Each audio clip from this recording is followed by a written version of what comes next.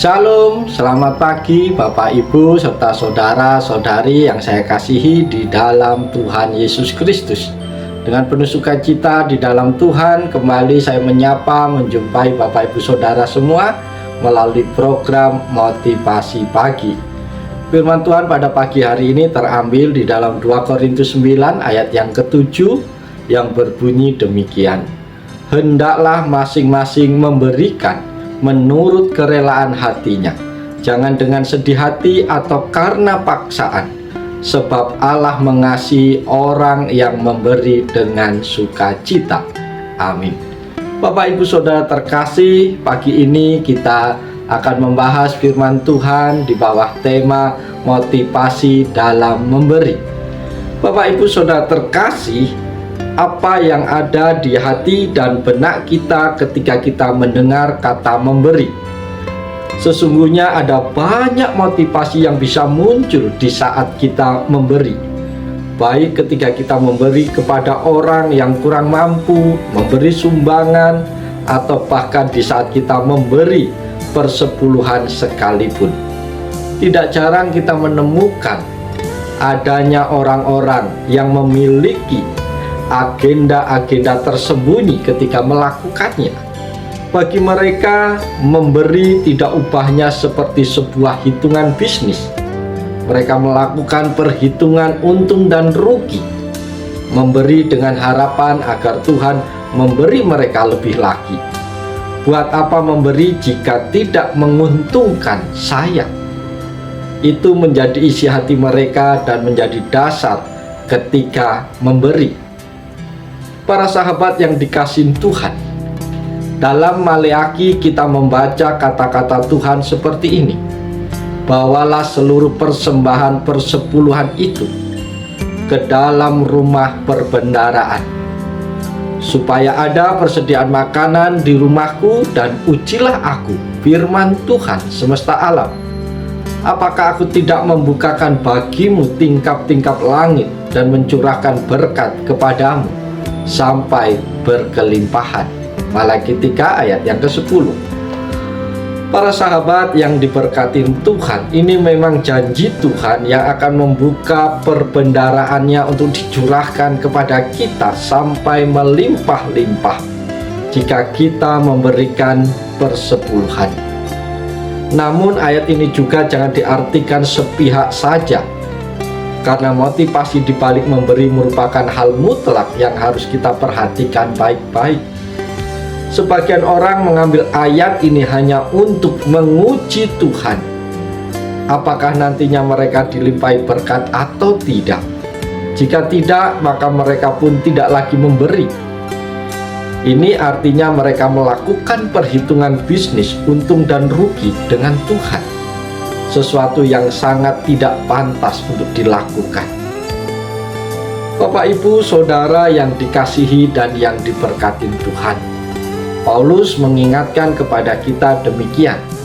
Camkanlah ini, orang yang menabur sedikit akan menuai sedikit juga, dan orang yang menabur banyak akan menuai banyak juga. 2 Korintus 9 ayat yang ke-6. Ini juga sering dipahami secara sepihak oleh sebagian orang. Bagi mereka, memberi hanya dilakukan agar mereka juga kelak bisa menuai banyak. Motivasi karena kasih tidak lagi ada di sana. Apa yang dikatakan Paulus tidak salah, itu memang janji Tuhan. Tuhan itu Maha Pemurah, penuh belas kasihan.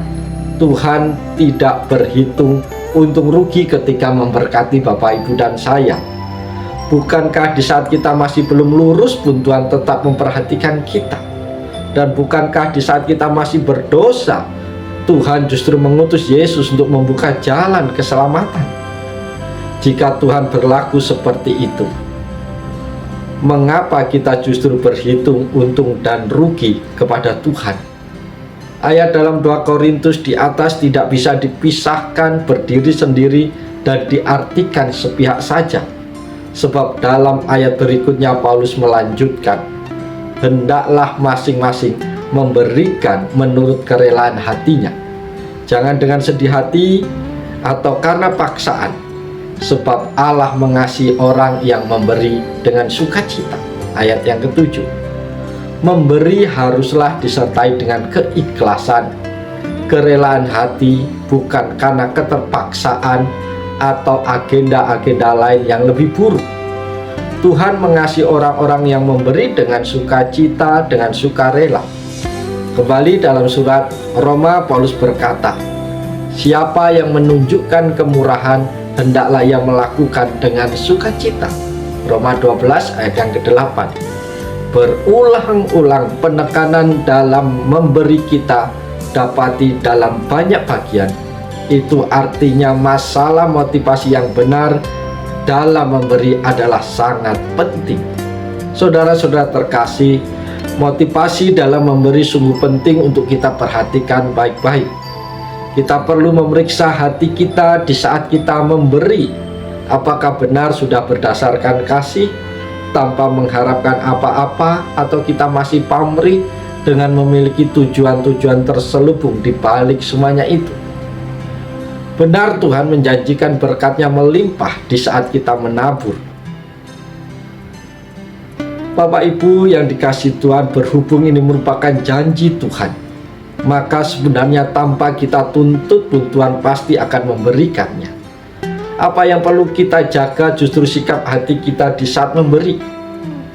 Apakah sudah didasarkan kepada kerelaan dan sukacita dalam kasih atau tidak? Yesus sendiri mengingatkan, hendaklah kamu murah hati, sama seperti Bapamu adalah murah hati. Lukas 6 ayat 36. Tuhan melimpahkan karunia dan berkat-Nya didasarkan kasih yang begitu besar kepada kita. Sudah selayaknya kita pun berlaku demikian. Ketika kita memberi, Tuhan bukan saja melimpahkan berkat-Nya hingga berkelimpahan, tetapi firman Tuhan juga berkata bahwa kita tidak akan kehilangan upah yang telah Dia sediakan bagi kita. Dan barang siapa memberi air sejuk secangkir saja pun kepada salah seorang yang kecil ini, karena ia muridku, aku berkata kepadamu, sesungguhnya ia tidak akan kehilangan upahnya daripadanya. Bapak, Ibu, Saudara yang dikasihi oleh Tuhan Yesus Kristus, Tuhan tahu betul apa yang kita butuhkan, dan Dia tahu betul bagaimana caranya memberkati kita sehingga berkelimpahan. Ia tidak perlu kita ragukan. Ketika kita memberi dengan sikap hati yang benar, di samping memberkati dan memberi upah, Tuhan pun akan memperkaya kita dalam segala kemurahan hati yang akan membawa ucapan syukur dari orang lain kepadanya.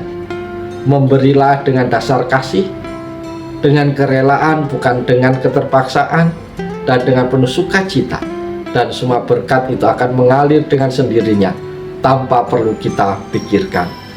Memberi harus didasari kasih dan bukan karena tujuan-tujuan lain yang menguntungkan diri sendiri.